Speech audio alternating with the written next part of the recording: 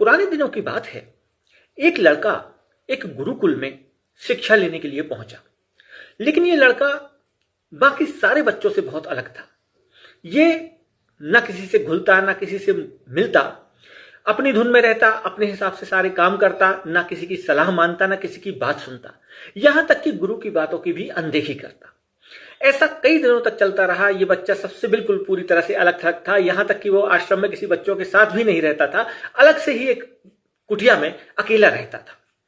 जब ये काफी दिनों तक चलता रहा तो अंत में गुरु ने उसको जीवन की सही दिशा दिखाने का फैसला किया। एक रात गुरु उसकी कुटिया में पहुंचे। वो ठंडियों के दिन थे और कुटिया में आग जल रही थी। गुरु को आया हुआ देखकर वो खड़ा हुआ बच्चा और उसने गुरु को स्थान दिया। गुरु वहां बैठ गए, वो भी बैठ गया। फिर गुरु ने क्या किया कि जहां वो आग जल रही थी, उस जलती हुई आग में से एक लकड़ी बाहर निकाल ली, जो आग में जल रही थी बाकी लकड़ियों के साथ, और उस लकड़ी को निकालकर आग से अलग रख दिया। थोड़ी ही देर में उस लकड़ी की आग बुझ गई और वो लकड़ी शांत हो गई।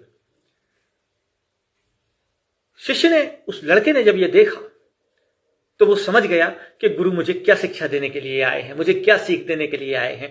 उसको अपनी गलती का एहसास हो गया। उसकी बात समझ में आ गई कि मैं जिस तरह का व्यवहार कर रहा हूं, जिस तरह से काम कर रहा हूं, वो कहीं ना कहीं मेरे ही जीवन के लिए दुखदाई है। ये मेरी जिंदगी है, मुझे किसी का दखल पसंद नहीं है, मैं सब कुछ खुद से कर सकता हूं। ऐसी बहुत सी बातें हैं जो आजकल हम अपने घरों में सुन रहे हैं, खासतौर से युवा बच्चों से और टीनेजर बच्चों से। मैं ऐसे सभी लोगों से कहना चाहता हूं कि आत्मनिर्भरता बहुत अच्छी बात है, आत्मसम्मान बहुत अच्छी बात है, लेकिन जब ये आत्मनिर्भरता अहंकार और स्वार्थ में बदलने लगती है तो ये आपके और आपके परिवार दोनों के लिए दुखदाई हो जाती है।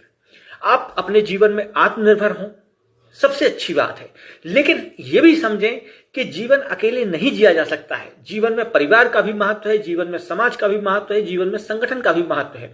जब व्यक्ति अकेला होता है तो उसके लिए छोटी सी परेशानी भी बहुत बड़ी बन जाती है, और जब व्यक्ति के साथ बहुत सारे लोग होते हैं, उसका परिवार होता है, उसके मित्र होते हैं, तो व्यक्ति बड़े से बड़ी समस्या से भी जूझ जाता है।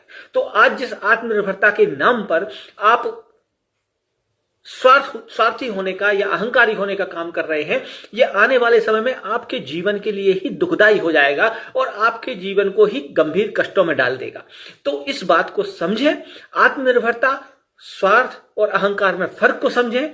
अकेला रहना भी जीवन में जरूरी है, लेकिन जीवन में सबका साथ भी जरूरी है। नमस्कार।